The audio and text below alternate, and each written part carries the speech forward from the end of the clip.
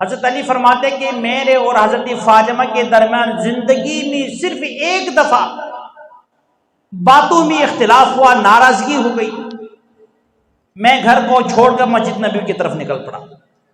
اس وقت مسجد نبی تو کچی تھی، مٹی کا سین تھا، جا کے وہیں لیٹ گیا۔ ادھر حضرت فاطمہ بڑی پریشان ہو گئی کہ علی کدھر گیا۔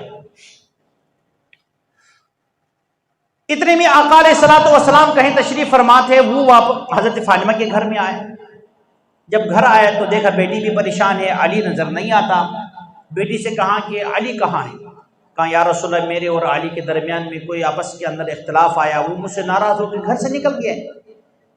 تو سرکار دو عالم صلی اللہ علیہ وسلم خود حضرت علی کو تلاش کرتے ہوئے جب مسجد نبوی میں صحن میں آیا تو دیکھا کہ علی ایسا ہاتھ نیچے ڈالا ہوا ہے اور مٹی کے اندر سویا ہوا ہے، لیٹا ہوا ہے۔ تو آپ نے جا کے اپنا پاؤں مبارک حضرت علی کے پاؤں پہ لگائے، اس طرح کہا قم یا ابا التراب، اے مٹی والے کھڑے ہو جا۔ حضرت علی نے دیکھا کہ اللہ کا نبی پاؤں کے ساتھ کھڑا ہے، آپ اٹھے، آپ کہاں کہ آپ آ جائے گھر۔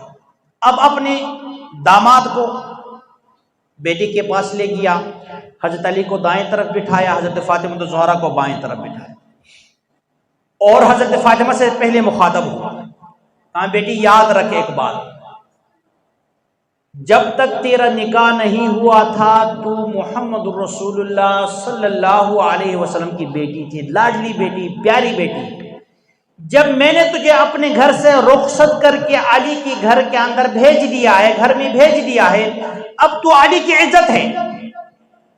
اور یہ بات یاد رکھے کہ حضرت علی اگر تجھ سے ناراض ہو اور تو میرے گھر آ جائے تو محمد رسول اللہ صلی اللہ علیہ وسلم کا گھر کا دروازہ تیرے لیے نہیں کھلے گا۔ اور یہ بات بھی یاد رکھو اگر اس حالت میں تیرا موت آ گیا تو میں محمد رسول اللہ تیرے جنازہ پڑھانے کے لیے بھی تیار نہیں ہوں۔ اور پھر یہ خطاب حضرت فاطمہ سے تھا۔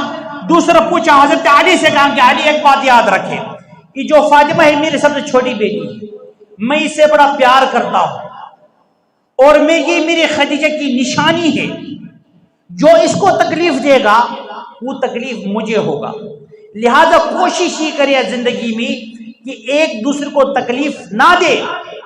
جب اللہ کا نبی نے دوسروں کو اسی انداز میں سمجھایا تو حضرت فاطمہ نے کہا یا رسول اللہ آج کے بعد مجھے معاف کرے، میں حضرت علی کی مزاج کے خلاف ایک بات تک نہیں کروں گی۔ حضرت علی کا یا رسول اللہ آج کے بعد شکایت کا موقع نہیں ملے گا۔ اور تاریخ گواہ ہے یہ نکاح اتنا بابرکت تھا کہ یہ آخری لڑائی تھی، ناراضگی تھی، اس کے بعد زندگی میں ان دونوں کی ناراضگی نہیں ہوئی، اور یہ نکاح محرم الحرام کی مہینے کے اندر ہے۔